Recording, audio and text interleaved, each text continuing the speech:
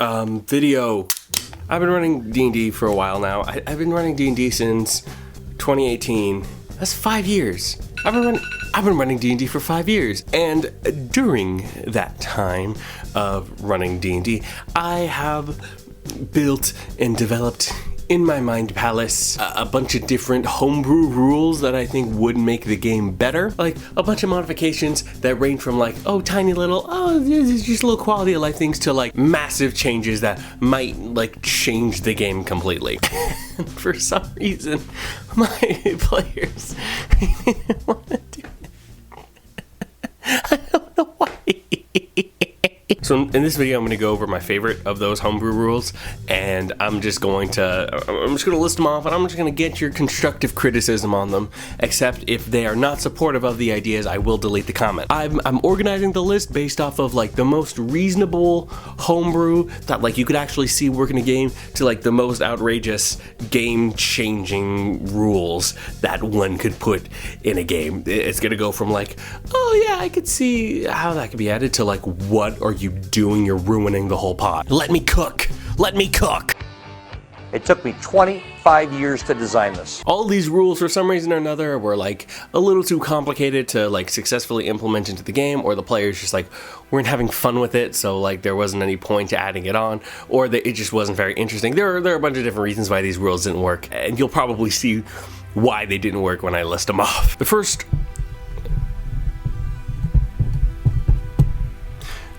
first rule that I was considering implementing is monster organs as spell components. Anytime you defeat like an interesting monster and you like harvest its bits, then you would have the ability to use those bits as components for your spells. This was an article in MCDM, I think MCDM issue 8.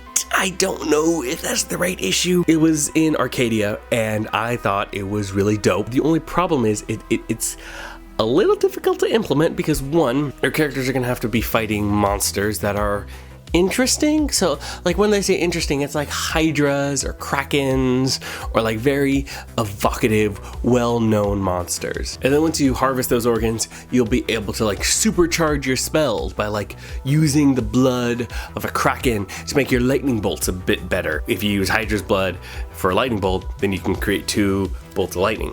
The only problem is that my games were never about harvesting monster organs to begin with, and like spell components is generally a rule that goes pretty much ignored in 5th edition D&D. If you can replace all of your components with just an arcane focus, with just like a wand or a crystal or whatever, then why would you need to keep track of your components? Unless you're Caleb Widogast. It's a buff to a mechanic that was just never really used in the first place. There's no real point of adding it in. It probably won't make the game any different, so it's just not worth the effort. The next rule I would have liked to add is revamping the chasing mechanics. Revamping chasing in general. Chasing in D&D sucks. Like, chasing in combat is just really bad because either, so like let's say you run and then the enemy runs up and then attacks you, right? Now you're within 5 feet of the enemy. You have 2 options. You can either disengage and use 30 feet to move, in which case they'll just use 30 feet to move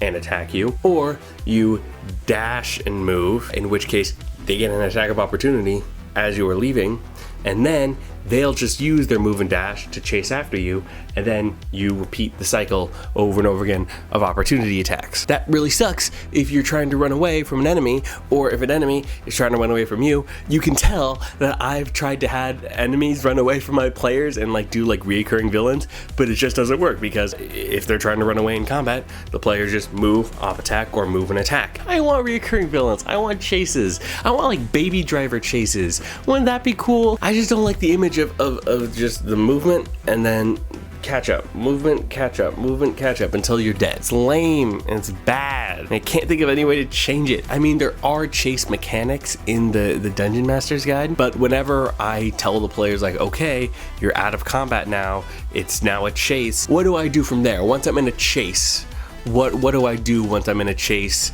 There's just not a lot of concrete mechanics around the actual chasing. I don't know. I just wish chasing had a little bit more attention given to it, because I think it'd be really neat to have like chases. I've said chases so much in this one segment. It's driving me insane. I'm moving on. Strongholds, followers, kingdoms, and warfare. This is another MCDM rule. The MCDM rules. I really like Matthew Colville. I really like Matthew Colville. And he released some books. He released 2 books that I purchased with my money and dollars. It was Strongholds and Followers and Kingdoms and Warfare. And these are basically about your character, once they get to like a high enough level, creating their own stronghold. If they're a cleric, they create their own temple. If they're a wizard, they create their own like a school or wizard tower. Each class has their own like home base kind of mechanics. And then when you make that home base, you attract followers. You attract people who want to join you and join the ambitions that your character has. Kingdoms and Warfare kind of builds on that, where it talks about building organizations and diplomacy and intrigue. It basically turns D&D into an RTS. And I love RTS. I love RTS games. Oh my god, Crusader Kings. Love Crusader Kings. Only problem is, none of my players like Crusader Kings. I love the real-time strategy, base building, domain management, getting a group of followers, going to war, spying, diplomacy. I love that kind of stuff. I eat that stuff up all the time. My players do not. My players don't really care. They're really good rules, it's just no one's interested in trying them with me, and it's sad. They're really complicated rules. They fill out 2 entire books. I mean, I'm not saying the rules are simple. I'm not saying it's an easy addition, all right? It's an entire new rule set that you are going to have to learn, and for a lot of players, that's just not worth it. For me, it's worth it because I love RTS, and I love domain management, but a lot of my players don't have the passion to read 2 more books full of rules so that they can do this thing that they're not that into. And you know what? I want to add this one thing. I don't know if this is a homebrew rule or not, but I feel like it bugs me almost every single session of D&D. Potions aren't a bonus action, guys. Stop trying to make potions a bonus action. Almost every single live show and D&D campaign that I've been in has been like, drinking a potion is a bonus action, but feeding it to someone else, that's an action. No! Every single time this has been tested. It's been tested by Bob the World Builder. It's been tested by a bunch of other people. They've all come to the same conclusion that there's no way you can drink an entire bottle of a liquid quicker than 6 seconds. I know it sucks having to spend an action in combat drinking a potion when you could be attacking or doing whatever the optimal thing to do in combat is. There's just no way you can just go, and then sort of... This is not physically possible. I'm not sure if that's a homebrew rule or not, but I just want my stance to be known. I'm digging my heels into this. This is the hot take that I'm gonna get flamed on TikTok for, and I'm fine with it. The comments drive my engagement up. You're only making me stronger. Okay, back to the homebrew. Back to the actual homebrew. No more. Stop being controversial. Stop being controversial. The next rule is geometric inventory. I think Dale Kingsmill talked about this in a video before. It's called a Resident Evil style of managing inventory.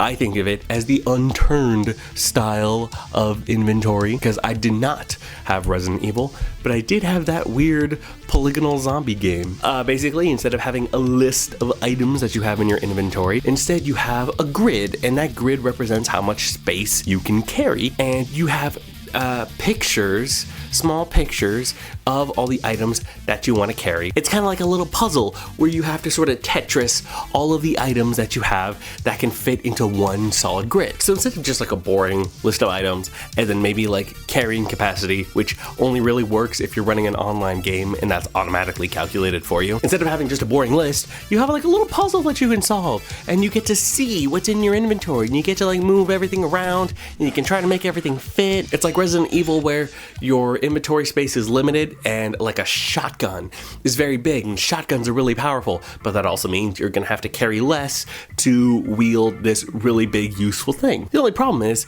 I don't know about you guys, but inventory is widely ignored in my games. Like, my players don't like paying attention to inventory. It seems tedious. When I try to run my games, I try to make it feel cinematic. I try to make it feel like this is like Star Wars, this is Lord of the Rings, you know? Managing what stuff you have on you, it doesn't make you feel like a badass hero, it makes you feel like an accountant, and you're keeping track of your what items you have in storage. It's lame. Like, I'm not saying keeping track of your inventory is a bad thing to do, it's just, it doesn't make for the most riveting story, which is what most players go to the table for, at least most of the players that I run for. And also, like, how would I even keep track of geometric inventory? How would I implement that? If I run D&D two different ways. I run it in person and I run it online. I don't know how I would keep track of geometric inventory online. Do I send them something on Photoshop and then they have to Photoshop their inventory? Should I send them like a Google sheet with a grid on it and they can try to manage it there? And how would I do it in person? How would I even do that in person? Would I have to like draw out the grid myself and then draw out all the items that the players could possibly have in their inventory? Would I also have to do that for online? Just draw it out digitally? That's a lot of work. That's a lot of work for a system that generally is widely ignored by players. It's a lot of work. I don't know if I feel like I want to put in that much work. So next up, this one also might be a little controversial, is long rest nerfs. We're all aware of the meme of like, oh, if you're a D&D character, you just get a good 8 hours of sleep and then your open wounds are healed. That part I'm not really bugged by.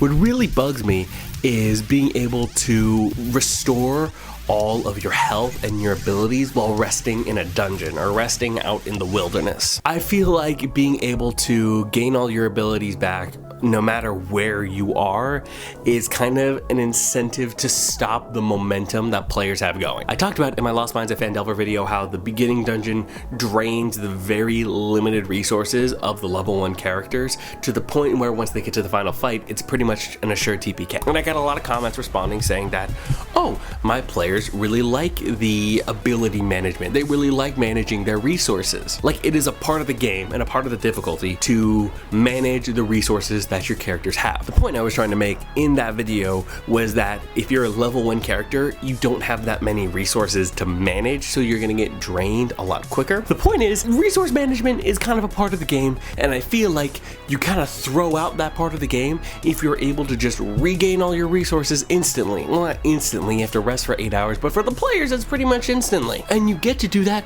mid-adventure. That kind of drives me coconuts. Just mid-adventure, you're able to just regenerate all of your resources. To me, that sounds like incentive for the players to stop what they're doing, stop dungeon crawling, stop adventuring, stop exploring, and rest. That just throws out the resource management part of the game that apparently a lot of people enjoy. I feel like resting while you are in the wilderness or while you're in the dungeon, basically while you're on the adventure, shouldn't restore everything. Maybe you only get to regenerate a certain amount of hit points. Maybe you get to spend hit die like you do on a short rest. Like, I think short rests are fine. Maybe you only get to regenerate half of your spell slots back. I feel like that's pretty reasonable. Half of your spell slots. You're not at your maximum potential, but you still get some stuff back. Maybe if you're a druid and you're resting in the wilderness, this wouldn't affect you.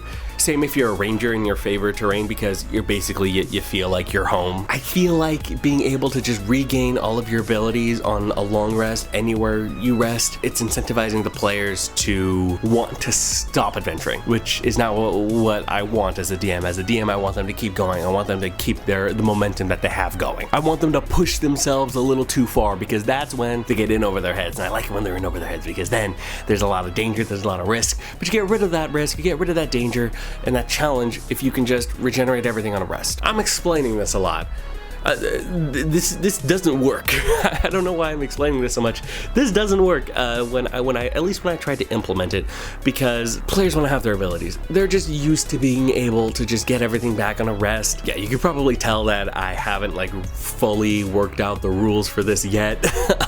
It's a pretty bare bones concept, and so implementing it into a game probably wouldn't go over very well, which I understand. If I was a player, I wouldn't want there to be like a half-baked homebrew rule that nerfs nerfs what I can do implemented into the game. Now we're getting into like actually like changing the formula of the game. It's still kind of concerning that this just turned off randomly. I'm gonna say right now, melee combat in D&D is pretty boring. At least visually boring. I mean, of course, it depends on the DM that you have, but right now the default D&D melee, if you take a look at it, is two characters that are just standing right next to each other and they're just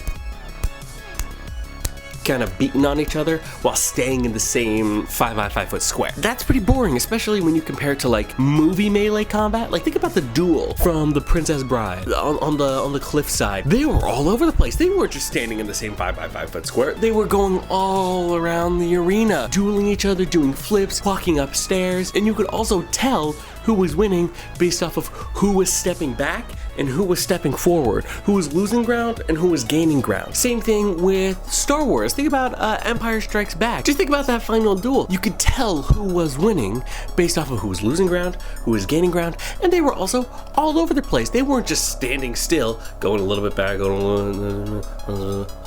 they weren't just standing in the same 5x5 square. They were going back, they were moving forward, they were jumping around, they were flipping around, they were all over the place. That's something I want in my D&D games. It sucks when I draw out an entire combat map and then the melee character moves over to the enemy, stays right there, and then the combat goes to a standstill. The combat literally, unless there's like an AoE, like a lingering AoE that incentivizes the players to move, there is no movement. Either the minis in person are standing still, or the tokens on like Roll20 are just standing still. According to the rolls, we're having an epic duel to the death. If you're looking at it visually, and if you're not looking at the rules, you're just looking at it visually, it's just two stagnant tokens.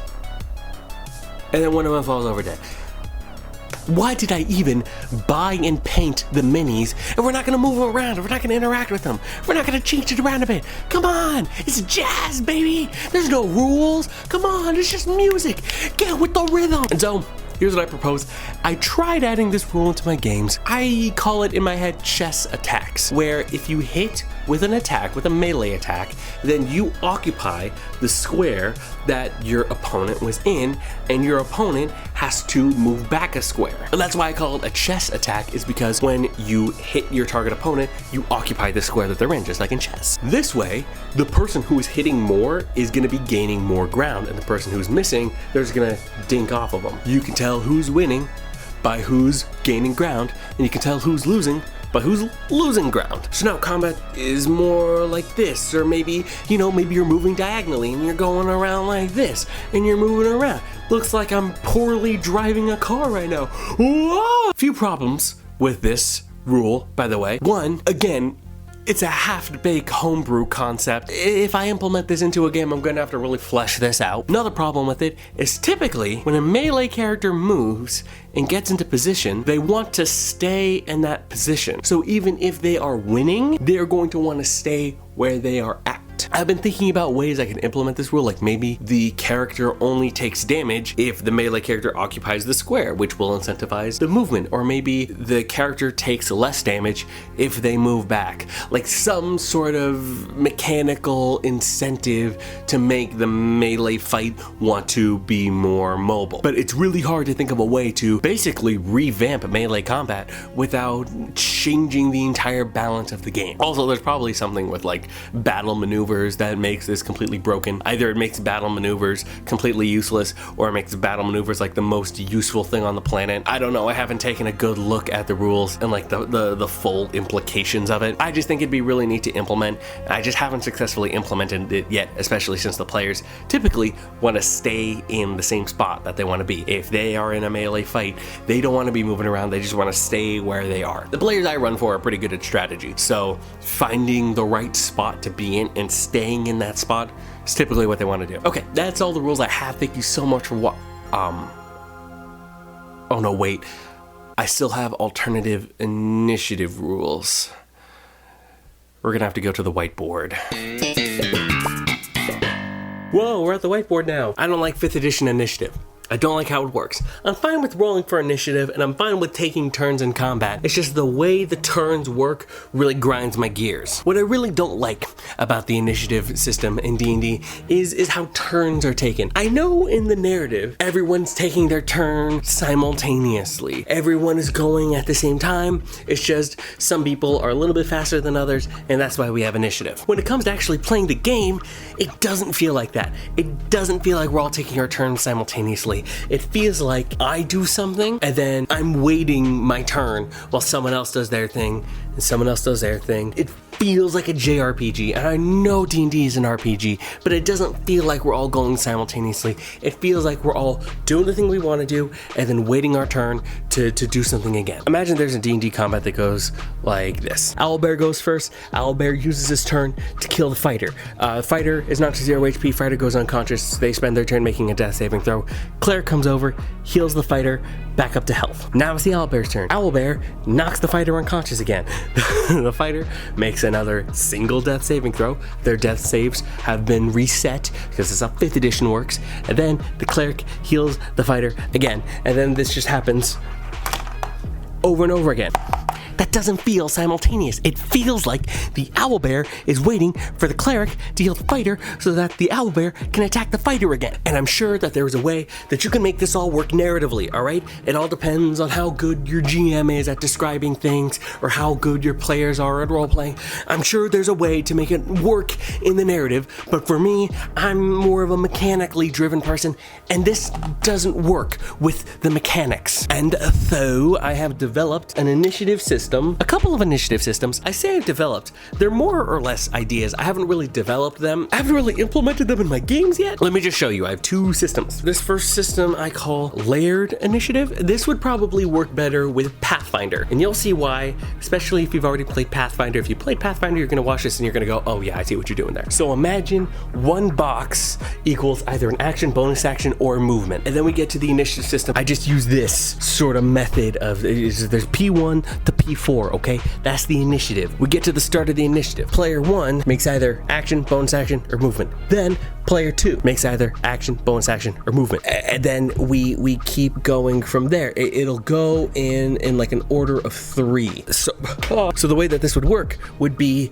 that this player, either they make their action, they make their movement, they make their bonus action, and then this player makes either their action, movement, or bonus action. Think of each square, like each 3 squares, as being a player's turn. In these segments of 3, they make their bonus action, or movement. So player 1 takes their movement. Player 2 casts a spell. Player 3 uses an action to drink a potion because it's an action. And then this player, they already did their movement, but now they're going to do their action. And then here, they take a bonus action if they have one. Maybe this player here takes an action, they take a movement, and then they take a bonus action. Maybe this player starts with the bonus action, they do a movement, and then they do their action. It's however you want to order it. The idea is, instead of switching to someone else after they've taken their full chunk, we switch to the next person once they've taken their little itty bitty part, once they've taken a third of their turn. So this player moves,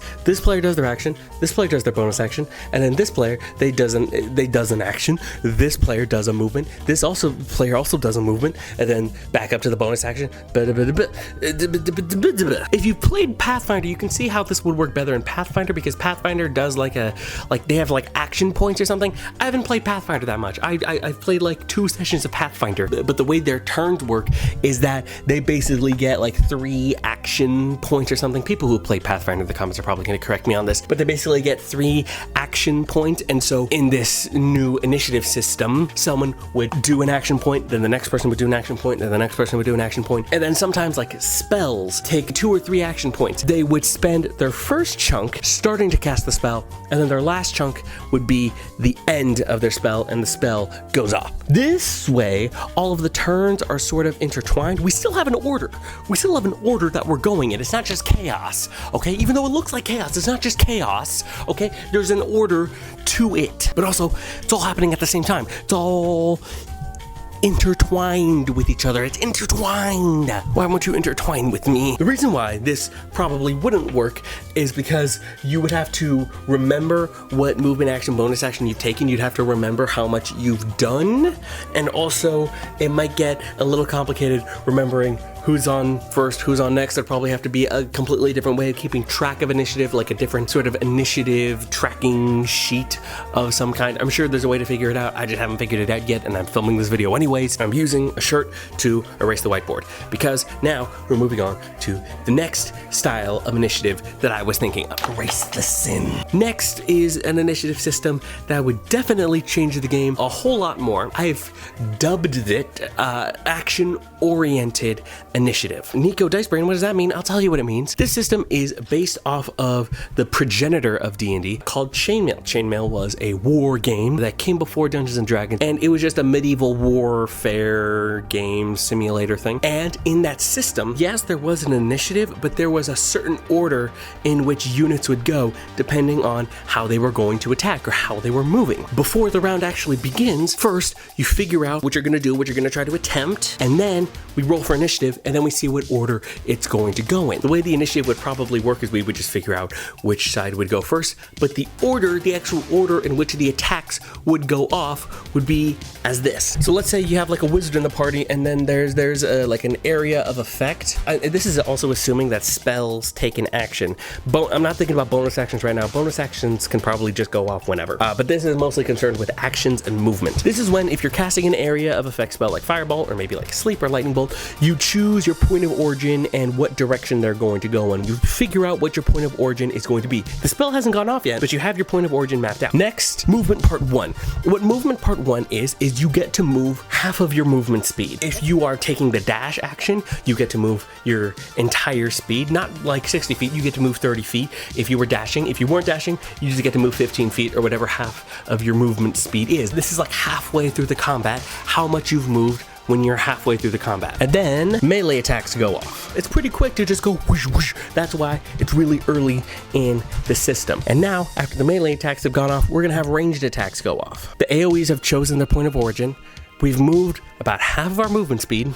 The melee attacks have gone off and the ranged attacks have gone off. Now, the AoE is gonna go off, and then we finish our movement. You're probably thinking, Nico, this is insane. This is unhinged. What have you done? And yeah, of course it's unhinged and not working. This is the video of the homebrew that doesn't work. What were you expecting? The idea is that your characters are reacting to what the other characters are doing as they're doing it. I'm assuming area of effect spells take the longest to cast. You're going, you're doing your somatics, you're doing your verbals, you're doing your whatever, your materials, you're casting the spell. So as you are casting the spell, all of this is happening. You don't get to move your entire movement speed in one turn. You just get to move a little bit. There's a little bit more tactics involved in this. There's a little bit more of a reaction because you're probably going to see the AoE about to go off. You have a chance to move out of that AoE. You only get half of your speed to move out of that AoE before it goes off. But before it goes off, we get our melee attacks, we get our range attacks before the AoE goes off. Then the AoE goes off and we get one last chance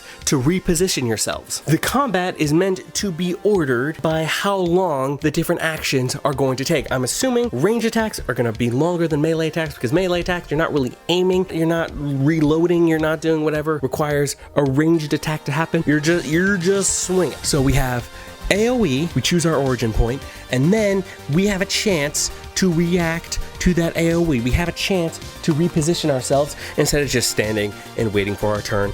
We have a chance to react. Then the actual fighting happens, the AoE, it goes off, the fireball happens or the sleep happens, and then we have another chance to reposition ourselves before the next bat of combat starts. It's a lot more reactive. It's a little bit more wargamey. I'll admit it's more wargamey, and by that I mean there's more tactics involved, there's a little bit more strategy involved. You're gonna have to think about what you're gonna be doing on your turn. This system makes all the turns a bit more simultaneous. It makes it a little bit more chaotic, but also adds more strategy. It adds more tactics involved in combat. Is this a little too complicated and probably way more difficult than it's worth to implement into a 5th edition game? Absolutely. This is insanity. I would have to verbally explain this to my players, and I would probably give one of them a stroke. And also, I have not worked out how this affects the balance of D&D at all. I don't know, maybe it's a little too punishing for spellcasters, maybe it's a little too good for like the melee fighters, maybe it like makes dashes completely useless, or maybe it makes dashes insanely useful. I'm not sure. I haven't tested it at all. I haven't done any balance work on it whatsoever, but I think it's really neat, and I think it allows for more simultaneous movement to happen in D&D. I'm really sorry for this video, and I feel really bad for whoever has made it to the end. Hello, people who have made it to the end of the video. I'm really sweaty right now, and this energy drink is starting to wear off. I hope I've sparked just a little bit of inspiration with all of these insane homebrew rules.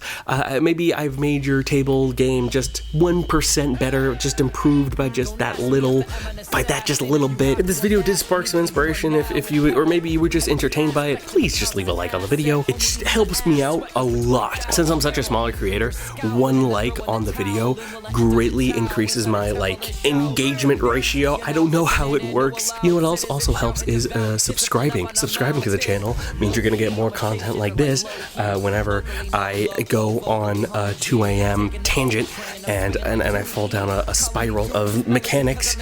If you subscribe, you'll be able to get regularly updated by my bouts of insanity, and maybe your game can consistently be improved 1%, which means after 100 videos, you've improved your game by 100%. Math! It adds up. Trust me, it adds up. Click the subscribe button. Just trust me. If you are also insane and want to support me financially, I do have a Patreon. General support is $3 a month. If you want to join the campaign I'm running, it's $10 a month. You know what else helps me out? Clicking on the video that is on the screen right now. Because that video also has weird stuff going on in it. So you should do that. That's a great idea, is clicking on that video. God, this energy drink is, I'm crashing so hard. Oh my God.